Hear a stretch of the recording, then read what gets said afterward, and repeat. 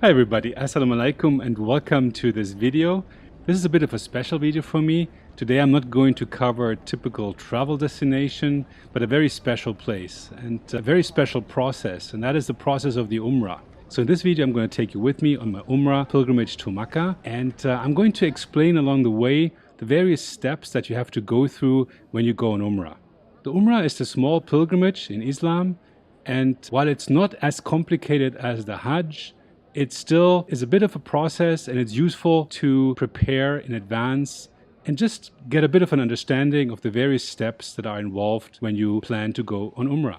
So in this video I'm going to take you through those steps and provide a few useful tips along the way. As a preface to this video, I want to say that I'm obviously not an Islamic scholar, so all the information that I'm going to share with you today in this video I have researched myself, and I have practiced it myself, and I've witnessed others use the same information process while on Umrah.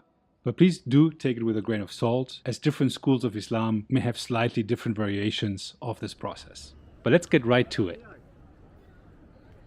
The Umrah consists of four essential practices: the Ihram, the Tawaf al-Umrah, the Sa'i, and lastly Halq or Taksir. And I'm going to explain all of these four steps in more detail.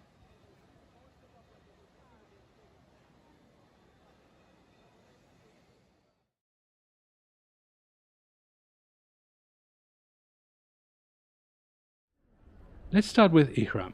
Ihram is about physical and mental purity. And you may have seen the Ihram clothing that especially men wear, the white garments that represent this physical purity. But before you get changed into the Ihram garments, you have to first take care of your personal hygiene by clipping your nails and removing the hair under your armpits and beneath the navel. You should then do ghusl, take a shower, or at the very minimum do a wudu. Depending on where you start your Umrah, you can now get into your Ihram garments. But most likely you will fly to Saudi Arabia, take the plane to Jeddah, and continue your journey from Jeddah to Makkah. If that's the case, when you have a long flight ahead of you, you may choose to put your Ihram garments on the plane. So what's the Ihram garment all about? The Ihram garment consists of two clean unstitched sheets of white cloth. They don't have hems, buttons or seams, and one of the white cloths is referred to as the izar. The other sheet that is draped over the upper body, like a shawl, is known as the rida. The left shoulder should be covered at all times, whereas the right shoulder has to be exposed during the tawaf. I'm going to explain more about that later.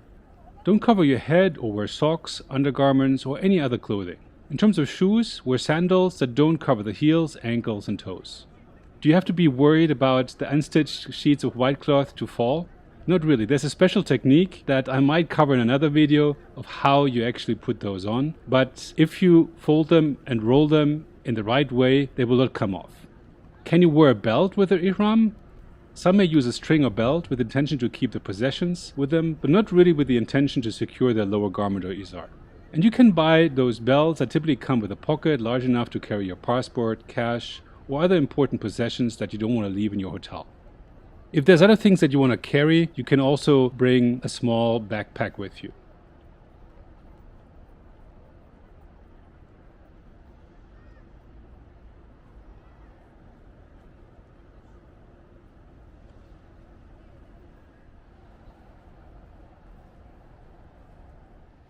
Assuming you start your Umrah with a flight, there's a few things you can do before boarding the plane.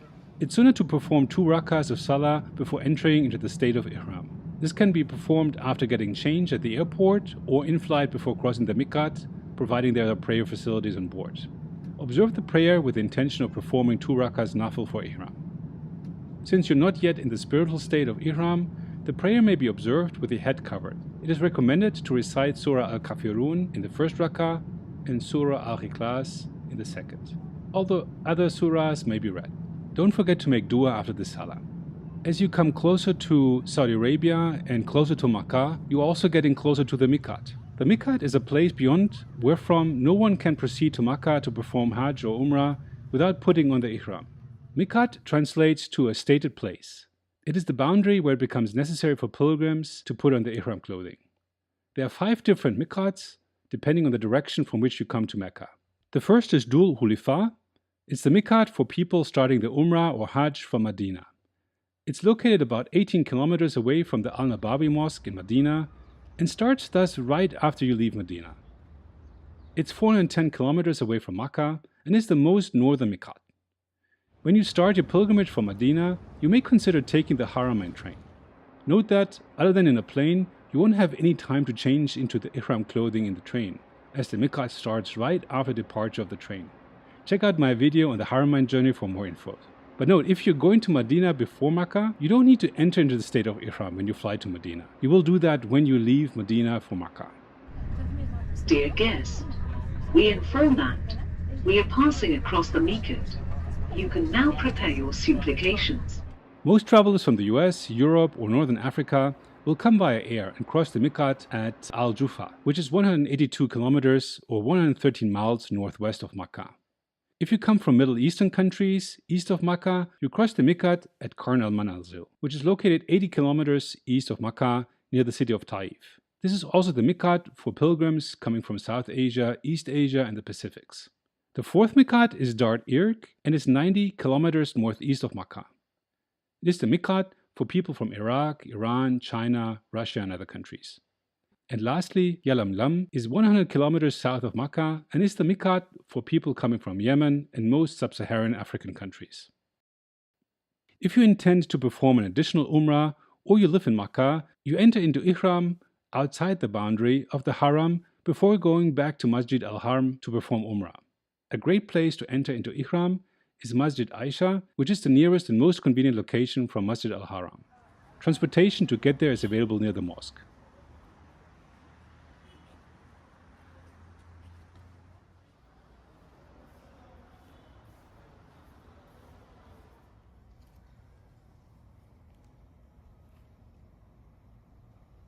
Make sure you put on your ihram attire before crossing the designated miqat. You will be likely traveling to Saudi Arabia by a plane, so it's useful to get changed into the ihram at the airport prior to departure or during a stopover if you have one.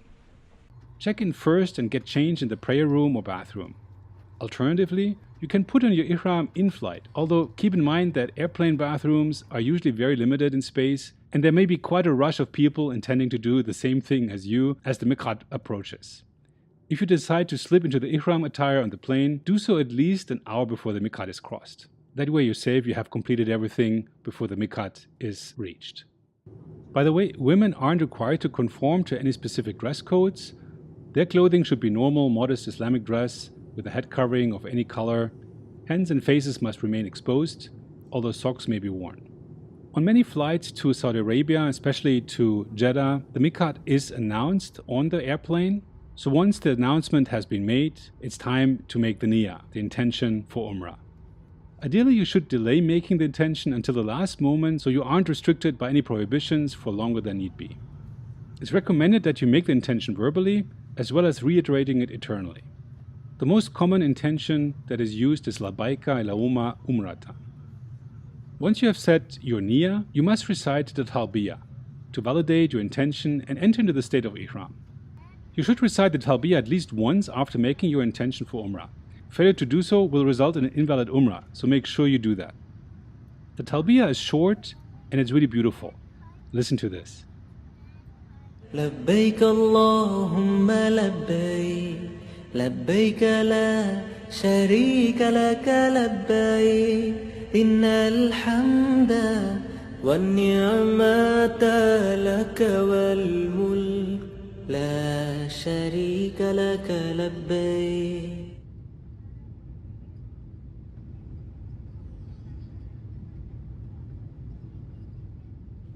By now I've landed in Jeddah and the infrastructure in this modern airport is fantastic, so you won't have any problem finding a way around. Everything's described both in Arabic but also in English.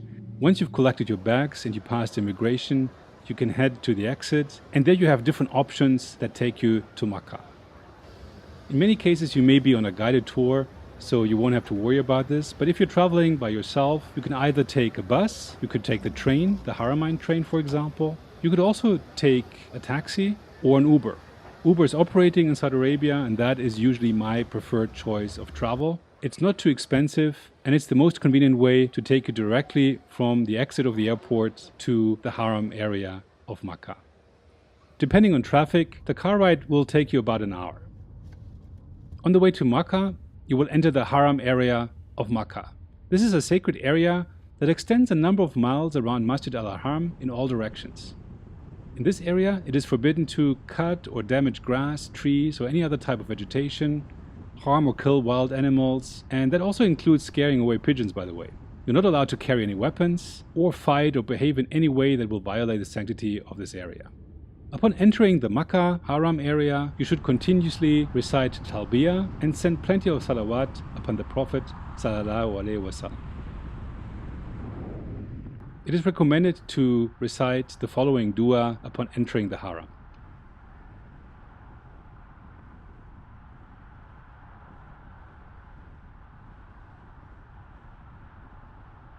لبيك اللهم لبيك لبيك لا شريك لك لبيك لبيك اللهم لبيك لبيك لا شريك لك لبيك إن الحمد والنعمة لك والملك لا شريك لك لبيك. Eventually, you will make your way to Makkah and you will already see the Haram area that is physically marked by the super gigantic and large clock tower that can be spotted from far away. You may first make your way to your hotel to drop off your luggage. If you decide to take a shower, make sure you don't use any items that are prohibited in the state of Ihram, for example, no scented soap or shampoo. لبيك اللهم لبيك لبيك لا شريك لك لبيك لبيك اللهم لبيك لبيك لا شريك لك لبيك إن الحمد والنعمة لك والملك لا شريك لك لبيك. Let me say a few words about the choice of hotel. If you are part of a guided tour, you don't have to worry about it. But if you make your own arrangements, there's a few choices that you have. Generally, the closer the hotel is to the Masjid al-Haram, the more expensive it is. There are several categories from very simple quarters to high-end 5-star hotels in Makkah. The latter are usually the ones around the masjid. The hotels that are farther away often offer bus transport. Of course, there's also plenty of taxis around, but they tend to be a little bit more expensive, which can add up if you plan to go back and forth between the hotel and the Haram area, for example, to attend prayers. How much is it to the Haram area? Haram? How much? 20? لبيك اللهم لبيك لبيك لا شريك لك لبيك إن الحمد والنعمة لك والملك لا شريك لك لبيك. So now it's time to head to the Masjid al-Haram, and I usually bring a drawstring bag with me for my shoes. There are places where you can drop your shoes, also in the Masjid al-Haram, but the mosque is so large and there's so many people that there's always a risk that you forget the location where you put them, or there's just too many shoes around and you may not find them anymore. So it's useful to bring a bag with you where you can put them and you can carry your shoes while you perform your Umrah.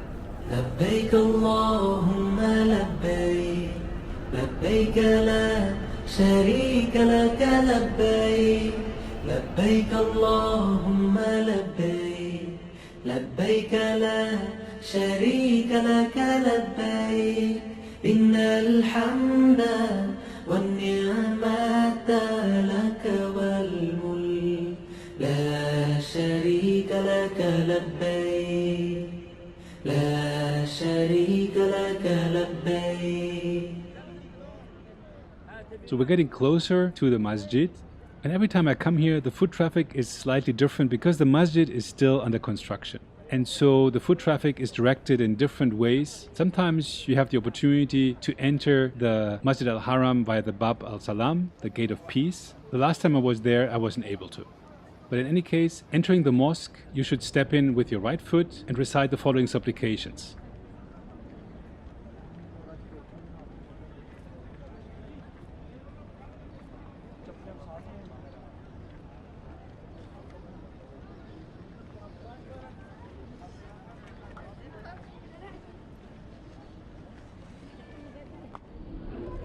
Now we're getting closer to the Kaaba and we're almost reaching the Mataf area. The mataf area is the open space where the tawaf will take place. After entering the mosque, keep your eyes lowered until you reach the mataf area. Upon seeing the Kaaba for the very first time, raise your hands and make dua, and make sure to recite salawat.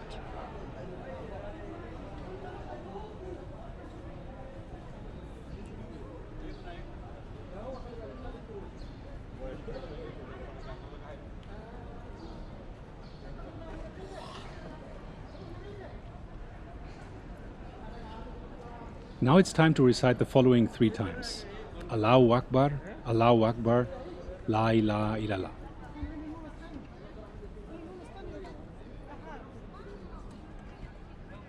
It is also sunnah to recite the following du'as.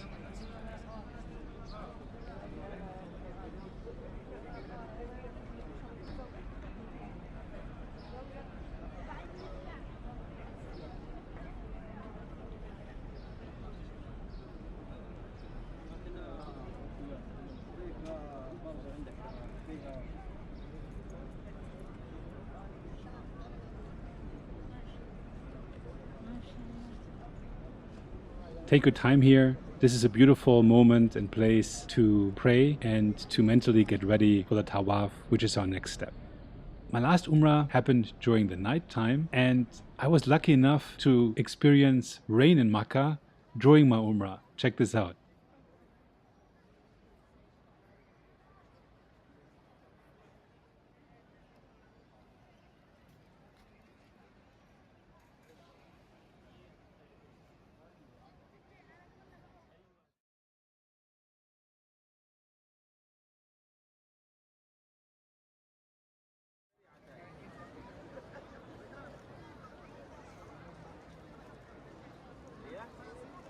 The tawaf is a process where you circle the Kaaba 7 times. It starts at the corner of the black stone, the Hajar al-Aswad. The corner of the Hajar al-Aswad is marked by the green lights that are fluorescent and are hanging on the wall of the masjid. You start to perform your 7 circuits from there. But before you do that, and if you are male, you have to uncover your right shoulder by passing the top sheet of your ihram under your right armpit, allowing the garment to hang over your left shoulder. Now it's time to make the niyyah, the intention to perform the tawaf. There's no specific recital for this, so you can use your own words, but here's an example of an intention that you can verbalize, or you can also say silently.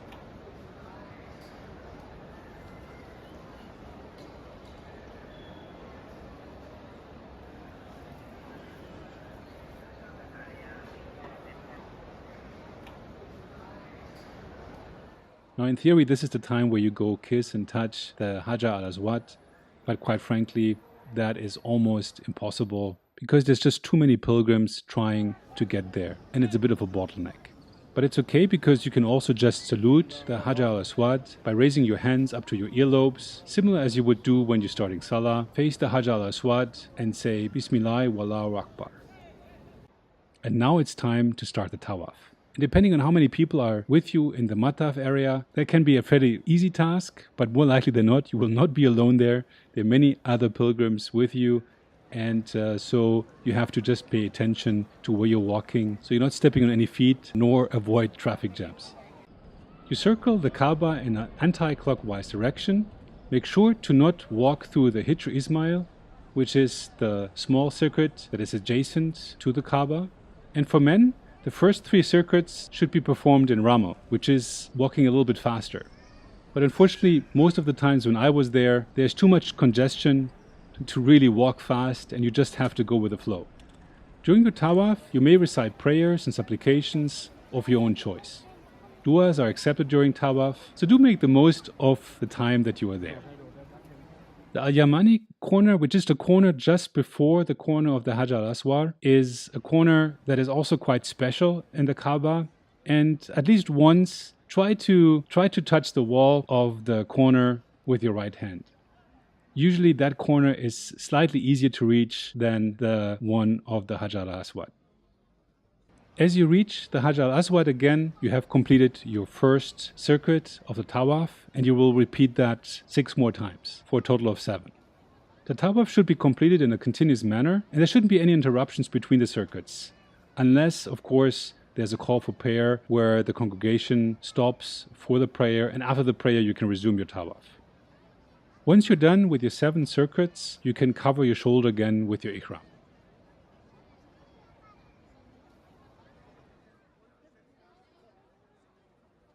Now it's time to perform 2 rakas of salah, and those should be performed preferably in a position where Maqam Ibrahim is between you and the Kaaba.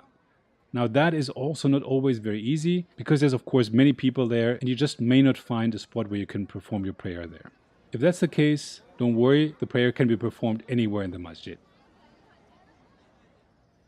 It is sunnah to recite Surah Al-Kafirun in the first rakah and Surah Al-Ikhlas in the second.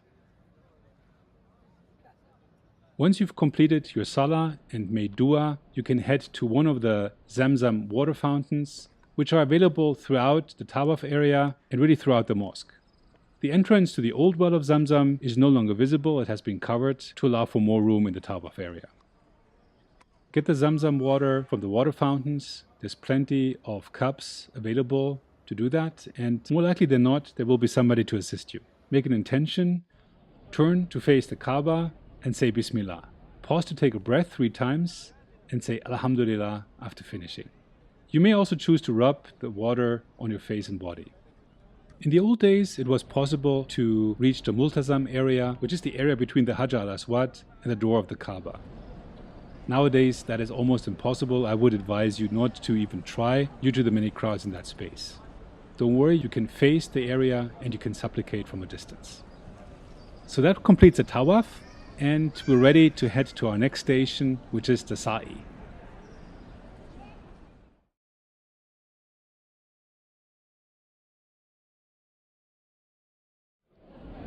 It is sunnah to perform the Sa'i immediately after Tawaf, but if you need to, you can also take a quick break. You will do quite a bit of walking during the Sa'i. You will cover approximately 3 kilometers during the Sa'i, so make sure you have sufficient energy to complete the ride before starting.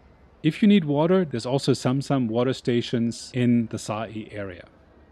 You will start your Sa'i at the hill of Al-Safa, and luckily there's plenty of signage that will lead you the way. As you're approaching Safa, it is sunnah to recite the following. Recite these only once before Sa'i and not at the start of each lap.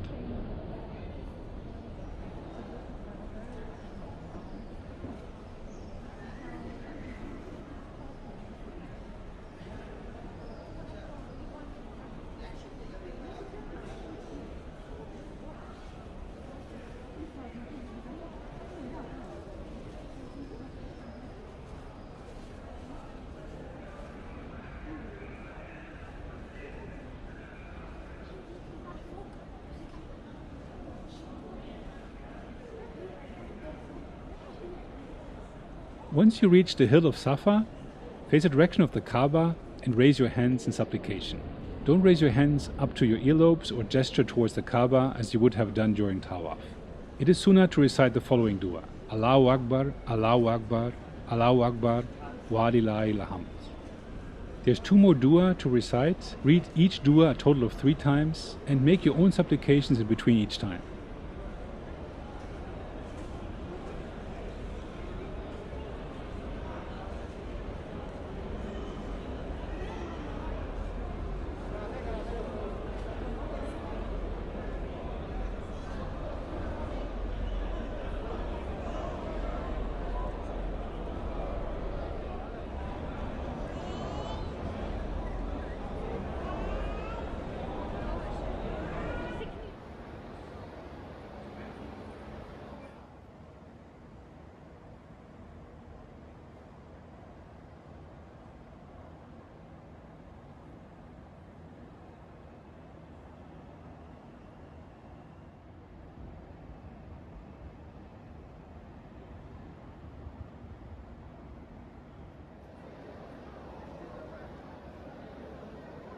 From Safa, it's time to now proceed to Marwa, the other hill that is part of the Sa'i.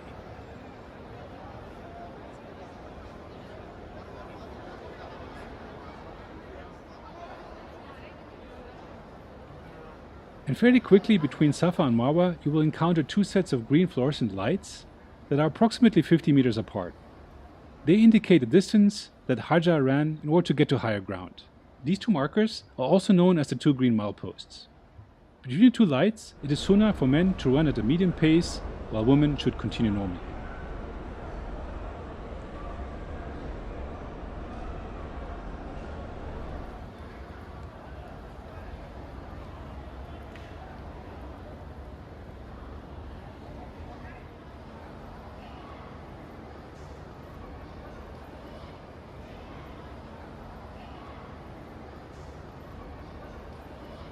During the sa'i, there is no fixed dua that has been prescribed to be read, so you may recite any prayers or supplications of your choice.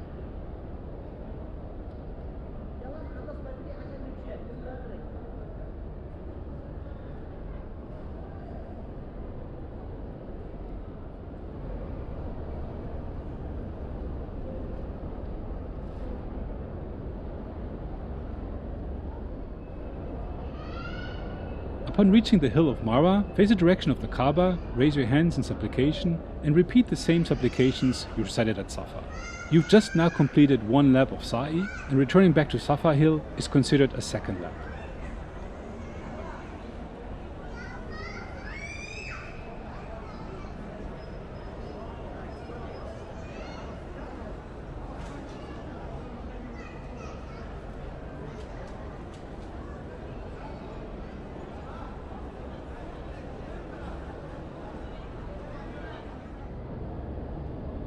Go for another 6 laps for a total of 7 laps that finish at the hill of Marwa, which is the end of the sa'i.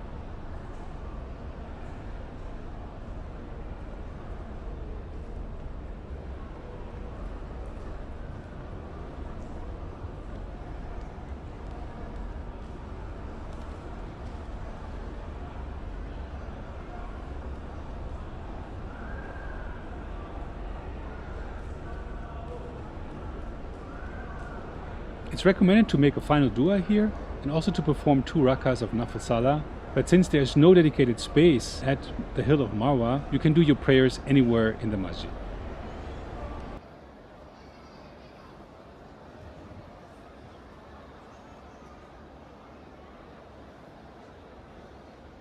After your prayers, you can leave the haram area, step out with your left foot and recite the following dua, as was the sunnah of the Prophet ﷺ when leaving the mosque.